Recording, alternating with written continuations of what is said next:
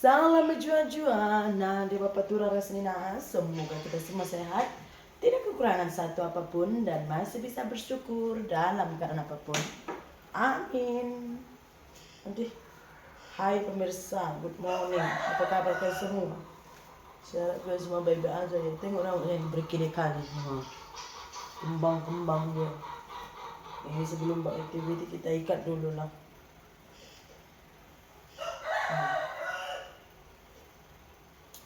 Sekarang udah musim batuk lah pemirsa. Kepala saya ini berasa macam nak pecah udah. Cuma aja sakit.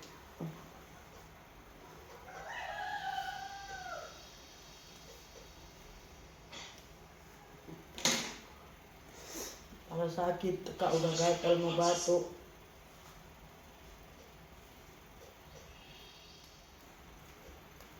Boleh saja anak saya sudah bangun.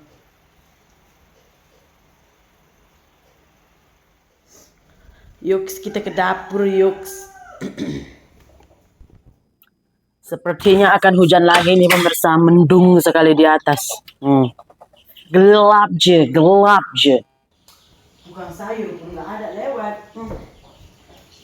Yang kuat, tapi hujan kuat tinggal seperti juga. Tapi mereka sedikit lagi datang.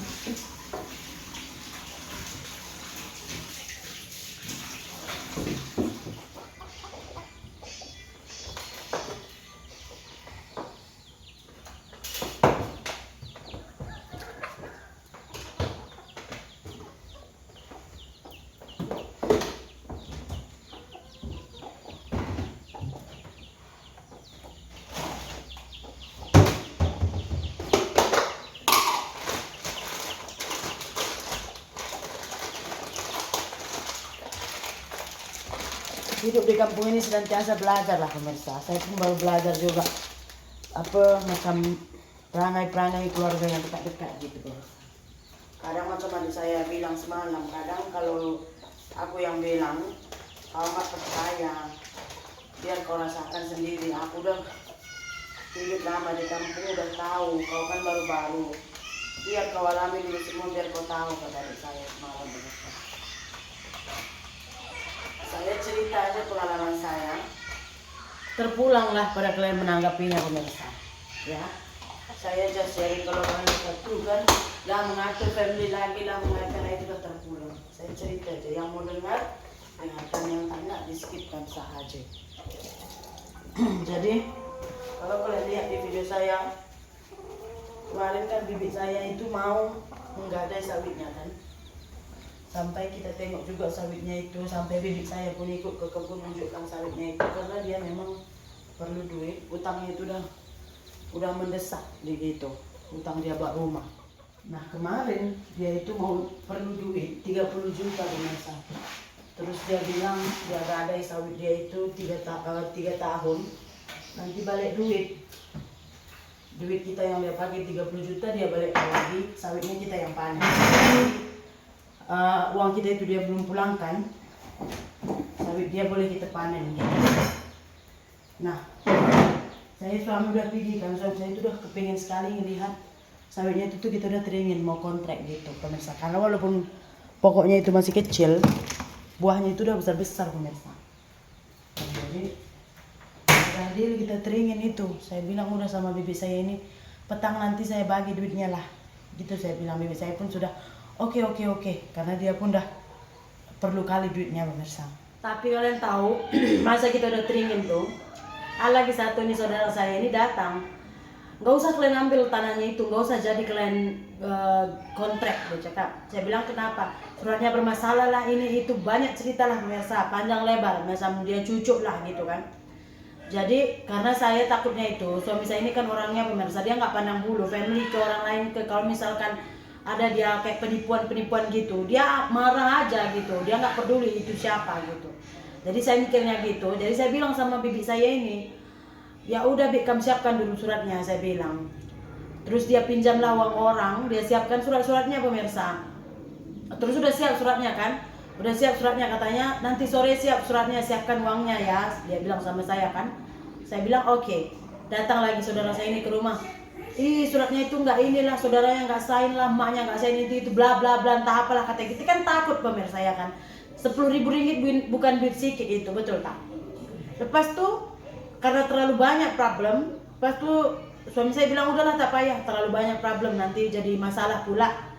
Nggak jadilah, saya bilang nggak jadi kami ambil kebun. Sampai dia yang sekarang dia saya bilang kerasukan apa, mungkin terlalu banyak beban pikirannya karena utangnya udah banyak ya kan, udah minta semua. Lepas itu bila dia mau gade dekat saya sawitnya itu istilahnya susah banget gitu. Ada orang mau ambil, cuman dia tak mau bagi. Kenapa? Karena dia tahu kalau misalkan kami yang ambil sawitnya itu akan terurus bagus gitu. Jadi dia nggak mau ngasih sama orang lain, walaupun dia udah minjam duit di orang lain gitu pemirsa. Terus pemirsa, apa nakku? Saya pun kasihan kan. Jadi saya bilang nggak apa-apa lah, adik saya yang ambil. Saya nggak mau Mama Nirmala family mau ambil. Nanti kalau misalkan kurang uangnya saya tambah sedikit gitu. Karena saya pun kasihan sama bibi saya ini kan. Datang saudara yang itu cucu tak habis-habis cucu. Kita pun jadi takut kan. Rupa-rupanya pemirsa, dia yang teringin ngambil kebun itu, cuman duit dia belum cukup. Nah bila semalam duit dia itu udah cukup, dia ambil kebun itu. Padahal adik saya itu udah mau jual emas tahu, karena mau ambil kebun itu. Nasib baik adik ipar saya sakit, jadi planning kita semalam itu mau jual tuh nggak jadi. Harusnya tadi hari ini kita mau jual. Rupanya diam-diam saudara ini dia yang ambil kebun itu, dia bagi duit. Rupanya kemarin pas dia bilang jangan ambil ini itu bla bla bla, dia takut kita udah ambil, nanti dia tak dapat. Uang dia belum cukup gitu. Bila udah cukup dia senyap pergi, terus dia cakap sudah aku yang ambil itu daripada problem ini itu. Istilahnya gimana ya pemirsa, kita udah banyak loh tolong, yang saya bilang ini kita udah banyak tolong ya kan, minjam duit ya, misalnya tuh dia minjam 10.000 bayarnya 500 ringgit 300 ringgit pun kita nggak masalah. Tapi kok kayak gini, kalaupun misalkan dia nak, jangan saling cucu-mencucu, namanya saudara mesti sama-sama mau bangkit ya kan pemirsa. Tapi dari situ saya belajar sih, orang yang kita pernah tolong pun belum tentu orang tuh mau berbalik menolong kita, betul tak? Makanya lebih bagus rupanya kita ini belah anjing aja daripada percaya sama manusia. Betul saya bilang pemirsa. Saya pun belajar dari kejadian inilah. Cuman kata adik saya, dari sini kau pun belajar katanya. Mana yang baik, mana yang modus saja kata adik saya. Saya bilang iyalah. Pelajarannya pemirsa. Oke, ini saya sudah panaskan kita punya minyak, tapi kita goreng risol dulu ya. Baru nanti kita akan goreng bahan-bahannya pemirsa. Untuk kita masak kari telur dadar ini, kita goreng risolnya dulu ya. Ada risol kan, jadi digoreng. Dari risol jangan saya beli. Ini dia. Alright, di sini saya sudah siapkan bawang merah besar, bawang putih dengan halia yang udah kita tumbuk, daun kari, bunga lawang, kayu manis, kapulaga, ya. Terus sama tomat yang udah saya potong-potong pemirsa. Di sini kapulaganya gede kan, besar sekali. Begini kapulaga di sini. Terus ini ada, nanti saya campurkan serbuk ikan, tapi ini agak pedas ya, sama serbuk daging. Where is serbuk daging sih? Oh itu daging.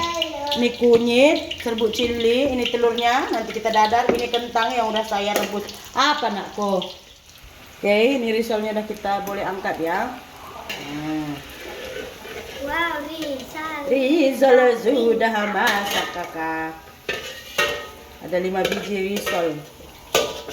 Itu kak cuma tinggal. Oke, ini udah saya kurangkan minyak ya. Sekarang kita mulai masak karinya lah. 3 sekawan. Terus ini bawang kari. Ini bawang merah.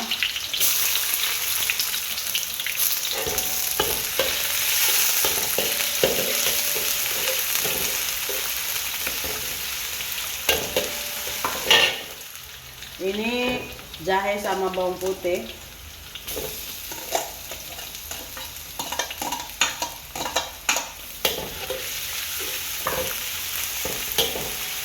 Inilah yang wanginya suka. Iya. Wanginya pun udah marvelous ya kan aku. Oh my god, mama lupa goreng telurnya lah. Yo. Oke ya, ini saya masukkan tomatnya.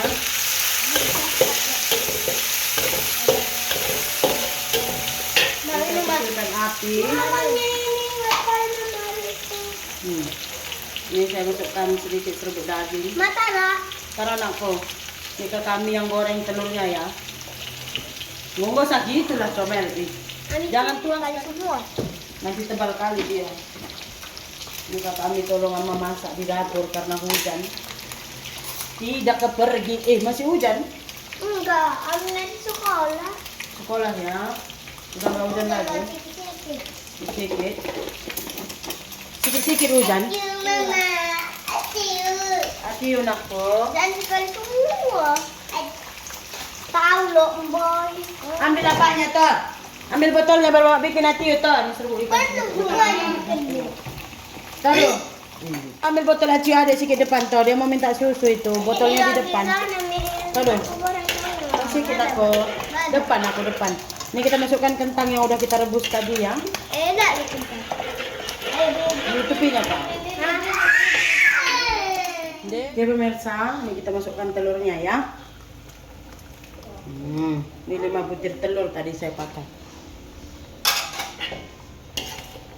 Oma guys, pergi bilik sana basuh muka toh. Oke pemirsa, ini dia lauk kita hari ini. Ada kari telur, telur semalam, risol tinggal 4 biji ya. Ini saja. So pemirsa, video kita untuk pagi ini sampai di sini saja dulu ya. Terima kasih banyak. Jumpa lagi di video berikutnya. Bye.